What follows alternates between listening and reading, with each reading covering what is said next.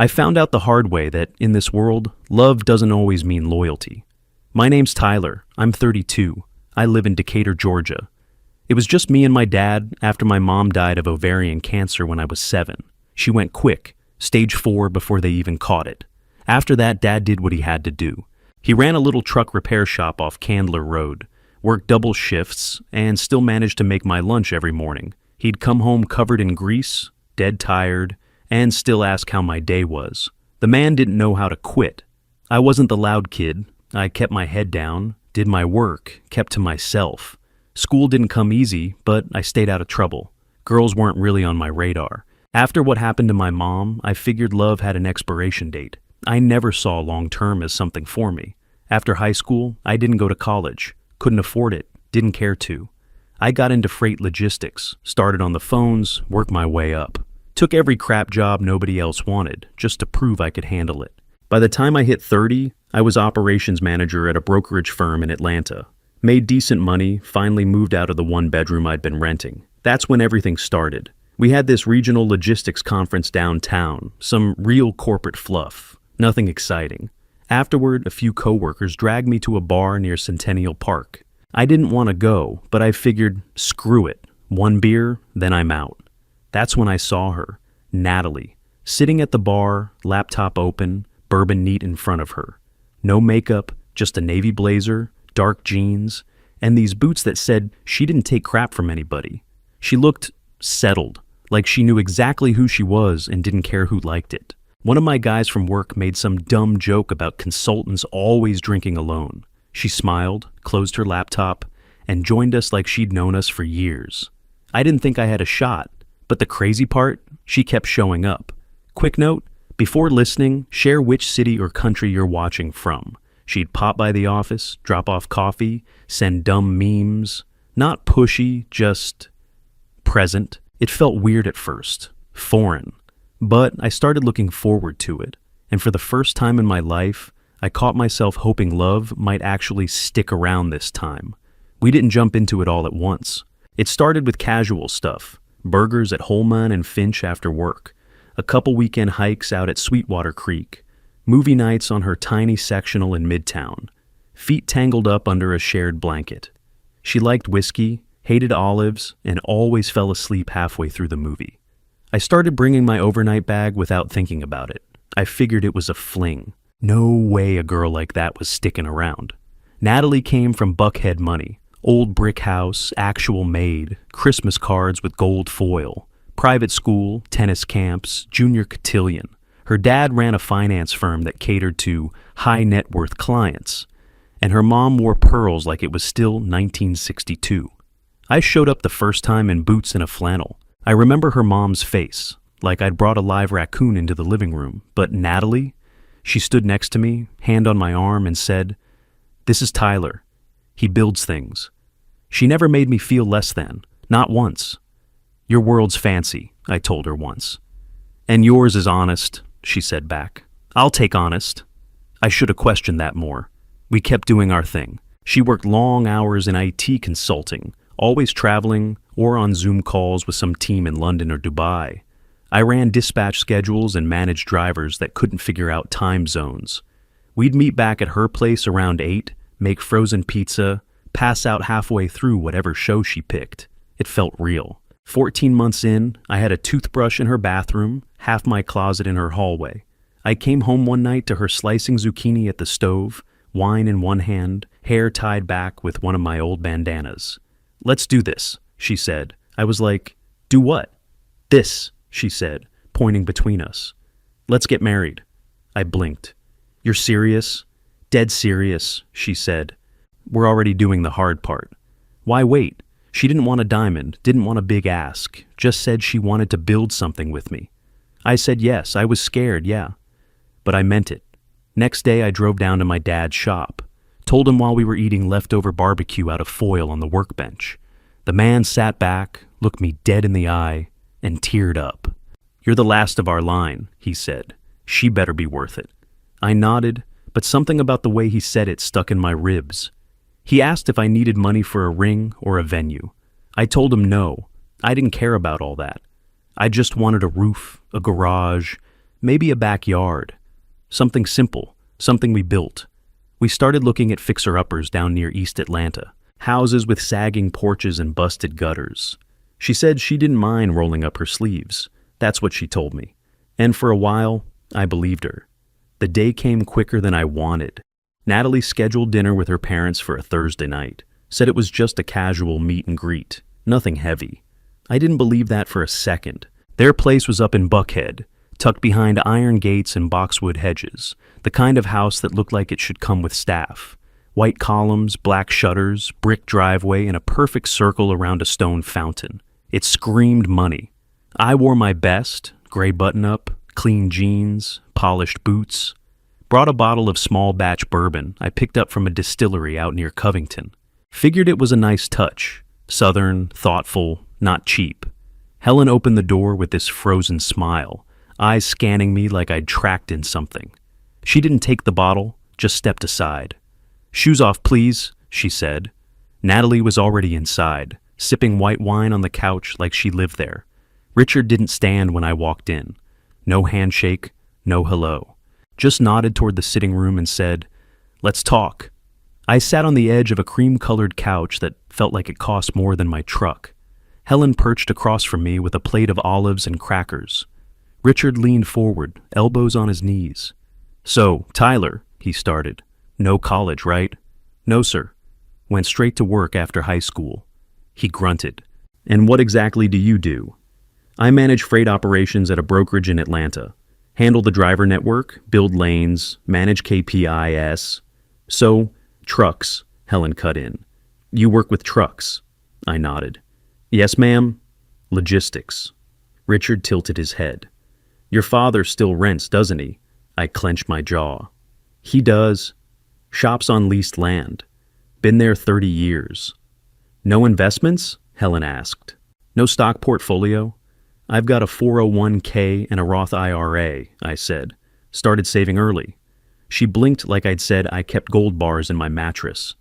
Then she looked at Natalie and said, "You do understand, Natalie, that you're our only daughter. You're our investment."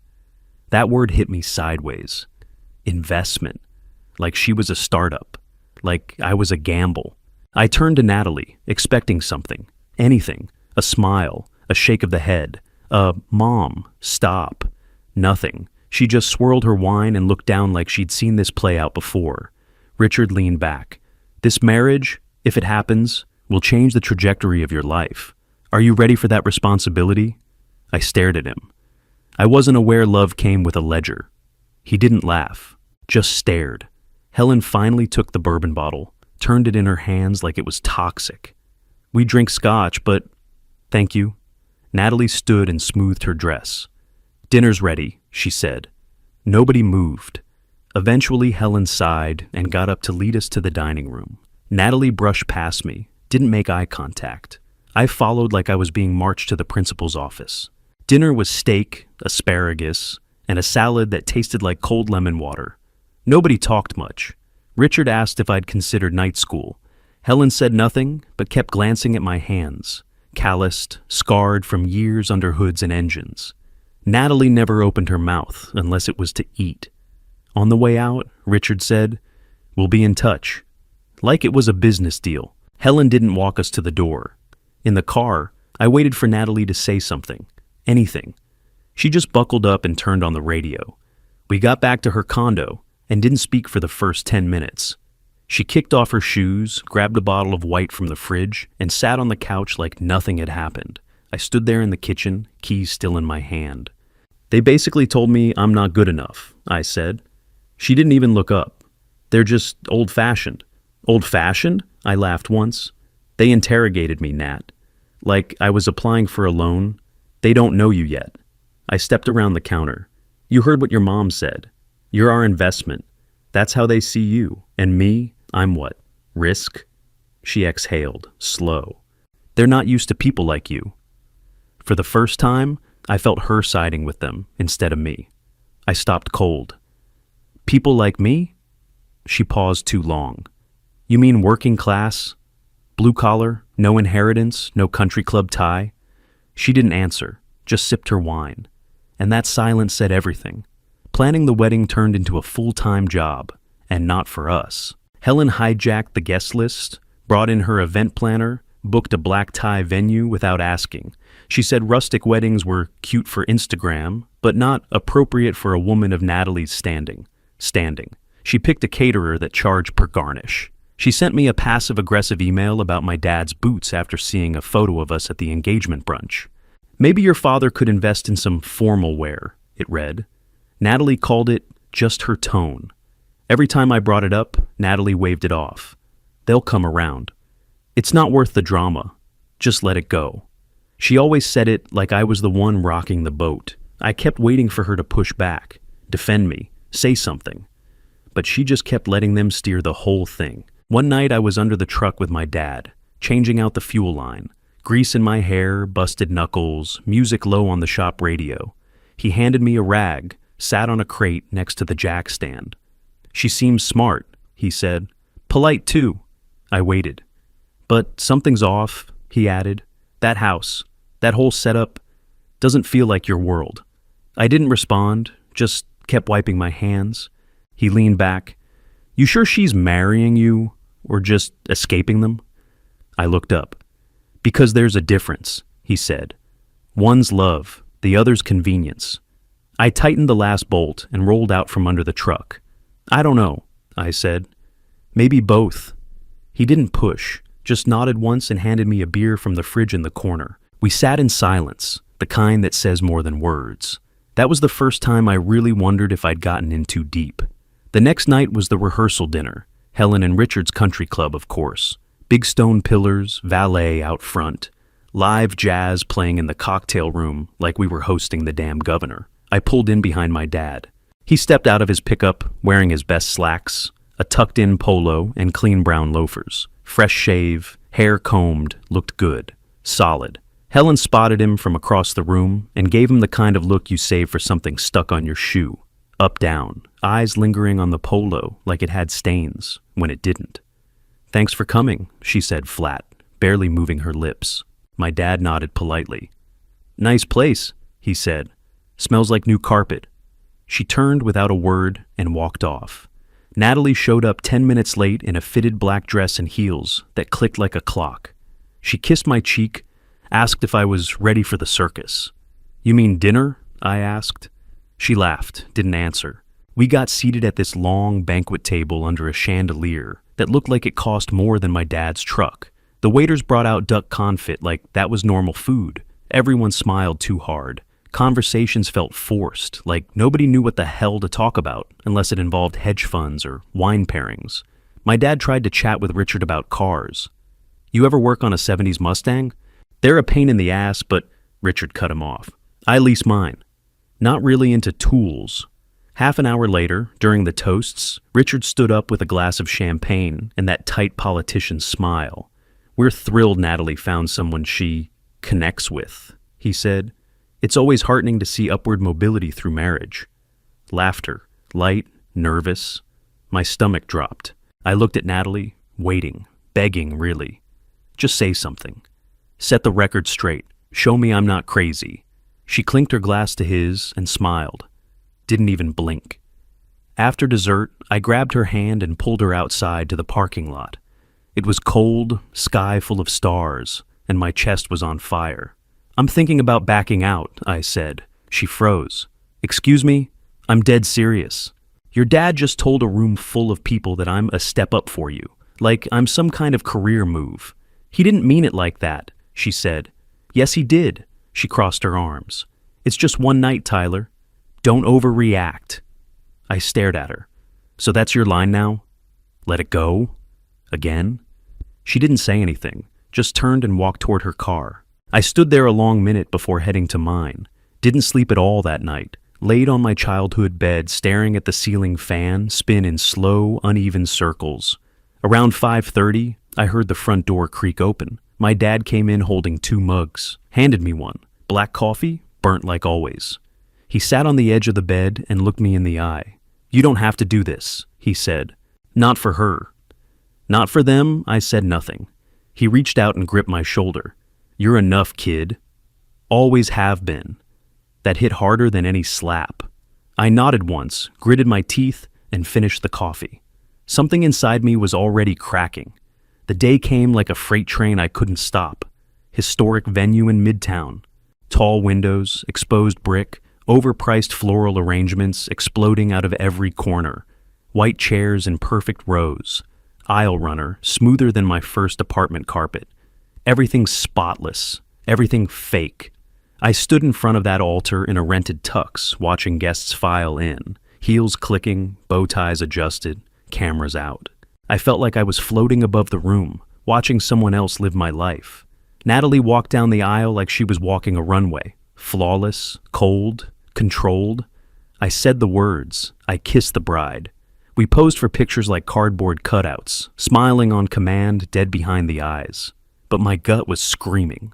Reception kicked off in the ballroom. Crystal chandeliers, string quartet, cocktail bar lined with labels I couldn't pronounce. Natalie disappeared into her circle, laughing at whatever Helen whispered in her ear.